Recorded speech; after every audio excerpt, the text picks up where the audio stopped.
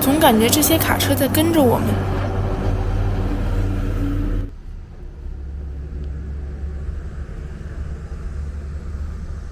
要是没有这种嗡嗡声，河畔的电线杆，还有远处的噪云大炮，刘爷爷这里还真的挺优美的。我今年85，身体还好。每年出去锻炼，除了下雨天不好出去，就不去了。你有几个孩子？我有2个，一个儿子，一个女儿，他们都在外面打工。那儿子女儿有小孩吗？有了。女儿的这个小女儿嘛，已经大学毕业了，已经工作了。甚至今年中考开始考的分数不错，考了609。老人们聊到孙子辈，眼睛里貌似都会放光。他们平时都回来看？平时星期天啊，这个或者休息的时候回来看看。基本上就是每周都过来看。不是每天回来。今天早上女儿来了一下子。他们有时候呢，就是买点个吃的东西送过来，像牛奶啊、什么冰、这个面膜东西啊。早上只能我一个人，出去锻炼回来还要烧早饭，就是弄那个现成的东西吃。我本想问刘爷爷是否感到孤独，却又改口问了他是否觉得无聊。这个已经习惯了。他似乎也明白了我的意思。这个老婆原来是跟我比我小几岁，但是在2013年得了一个重病，脑中动脉瘤出血，花了儿女花了7-8万把他救活了。救活了之后回来，造成这个后遗症瘫痪，这个6年全是我照顾。本来我身体挺着的，就是照顾老奶奶，天天锻炼她走路，也把腰弄弯的了。爷爷之前是干什么的？我原来就是劳动民。所以说我们现在就是又不得退休工资，又不得养老保险，就是拿国家向我们居庸市，就是245一个月的社会养老保险，就拿这么多的钱。我不能完全明白刘爷爷的经济状况，但也能听出来他的日子是有困难的。而儿女呢，照顾还是不错的，就是呢生活上呢都够安排好。所以说，但是呢我也不能跟他们增加多大的负担，跟他要好吃的好穿的和什么东西，不可能。为什么呢？老太婆这个到了这个重病以后花了7-8万，所有的债务都还了，但是现在还有一种债务没还，就是人情债务没还。在这边呢做了4个月零10天，这个儿子的女儿的同事啊、同学呀、好朋友啊都可以看的，一看都是7、8百、千码的钱上万的。结果回来之后6年这个瘫痪，有正常的来看，一看呀都是给个3百、5百的，这是人情债呢，还压在儿女的头上，还没还。在外头看病的债钱呢，已经还清了。所以我们现在呢，像我一个人的生活呢，你过于的对儿女要求，那么这个也不可能，因为他们还有责任，还有重大的责任的。那你儿子女儿会把你接到他们那边去住一段？要放到放假，这个节日去放假，把我带到他们镇阳那边住的地方去住，照顾自己，活动自己玩，这个有的。有的时候他们休息时间长了。说到儿女为他和老伴的付出，刘爷爷眼里泛起了泪光，我看着都揪心。后面儿子在什么时候想儿子当然就是不得回来，怎么不得回来呢？他在那边有很好的工作，后来老奶奶得了这个病，花了这么多钱，老奶奶后来6年这个瘫痪以后，这个本来呢还可以有挽救，还可以能够生存的，但是经济上扛不住了，我们退休了，就不可能看了，就在2019年9月份去世了。去世以后就我一个人在干，后来停了2年之后，儿子想想也不对头的呀，我还是要回去的，因为老头子一个人在干，所以别人照顾，所以把老婆儿子一起都请回来了，现在在俺在家在江上找了工作，晓得吧？这么个情况。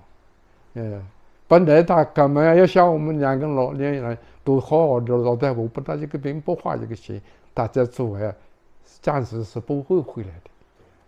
那边发展多大了？现在你看大湾区外国建设不得了，这个港珠澳大桥又建起来了，你看这比我们这里面还要好。这个人没办法只好回来，为了我就为了一个年纪大的人。透过刘爷爷哽咽的声音，我听到了他的儿女心。空巢老人们不是耐得住寂寞，而是为了儿女们用独居的方式在做一种力所能及的牺牲。开始啊！刘爷爷展示了一段他的才艺，我们也很欣慰，或许我们的陪伴也能给他带来短暂的愉快。就是娱乐活动。这个娱乐活动，你要谈娱乐活动，我感觉到二胡也有，电子琴也有，都在发展的了。这个在疫情期间没有开始的时候，我们这个桥头村啊，就2个队，一个青年歌舞队，一个老年活动歌舞队。我们老年人所以就是打太极拳、打太极拳。还有一个老年歌舞跳长歌跳舞，我们都用电子琴啊、二胡啊各种配奏。后来疫情严重以后就停了。刘爷爷比姚爷爷还健谈，不知不觉我们聊了快2个小时。他不仅和我们聊了自己的儿女子孙，聊了老伴儿，还聊了自己年轻时去过的地方以及各种兴趣爱好。他说重阳节时有可能会有太极剑表演，我说不能保证能去，但承诺等天气凉下来时一定会再次拜访。生活的压力把刘爷爷的背压弯了，但他并没有屈服。我只希望刘爷爷能放下他愧对儿女的心理包袱，继续用兴趣爱好填充自己的人生。相信儿女看到那样的他，也一定会更放心。姚爷爷和刘爷爷都住在农村，或许他们的空巢体验和城里的老人们不完全一样，所以我们又拜访了市区的谭爷爷。社区服务的姐姐告诉我们，她的儿女都不在境内，已经很久没回来了。我很好奇她的生活状态如何。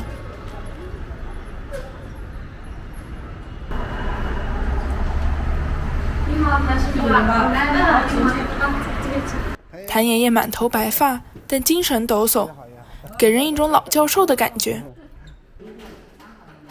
城市里的老人们和大家伙住在一起，比起乡村的老人们，他们反倒显得没那么起眼了。你好，对，那我们就直接进来了。这么多人一起来到了老人的家里，突然的热闹让我们感不到空巢的感觉。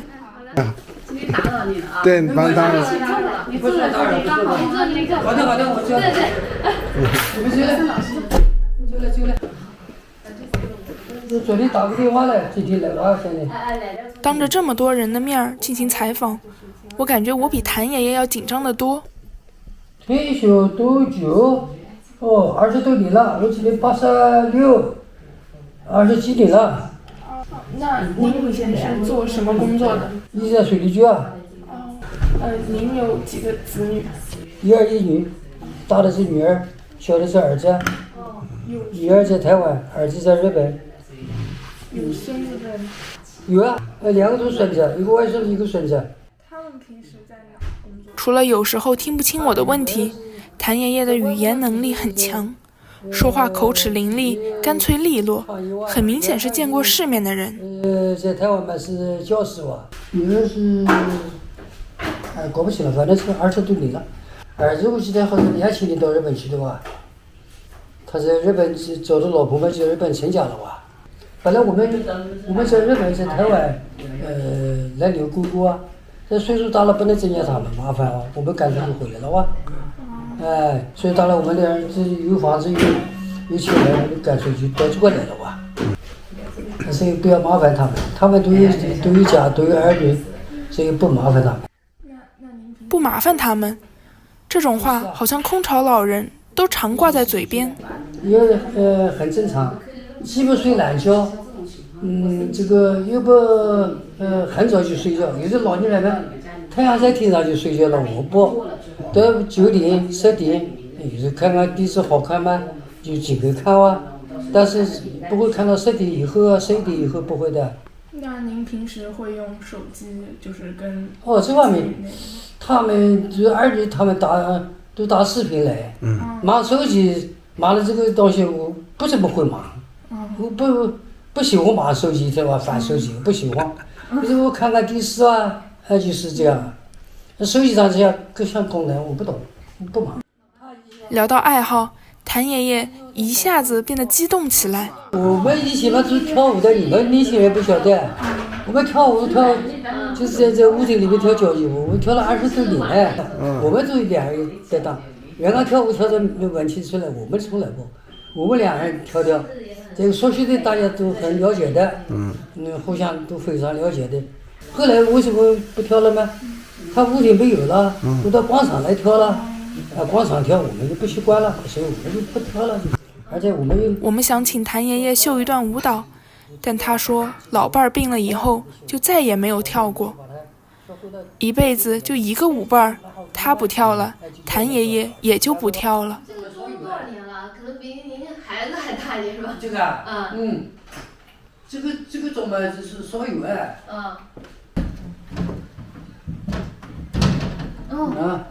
就拿这个拿住这个向上送，他向下拽。这样就可以上钉了。这个抓住向上送，他向下拽哇，就这样。多少年了？不古董了。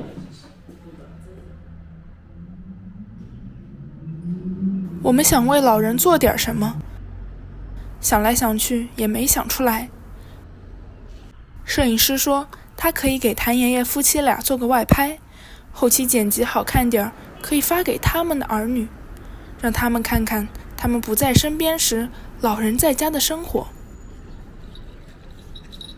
谭爷爷说老伴儿身体欠佳就不出门了，隔了几天独自和摄影师出门买了趟菜，拍了点外拍以作纪念。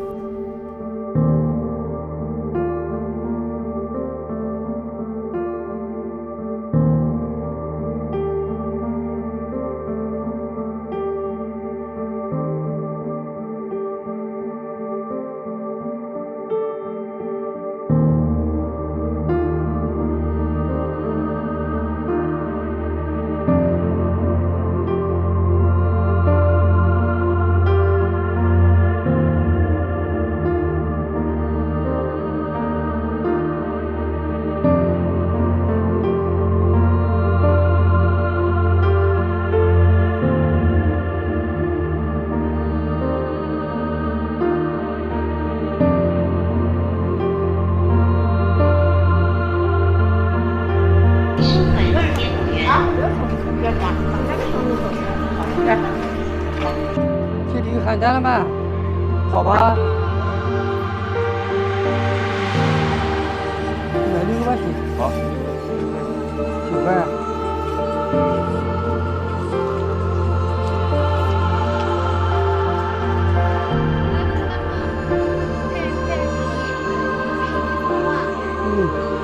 你老子干来了是吧？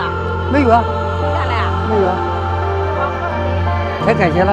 哎呦，他感觉第一次照顾真是蛮好的，让80几岁了，不简单了。不简单，普通80几不容易。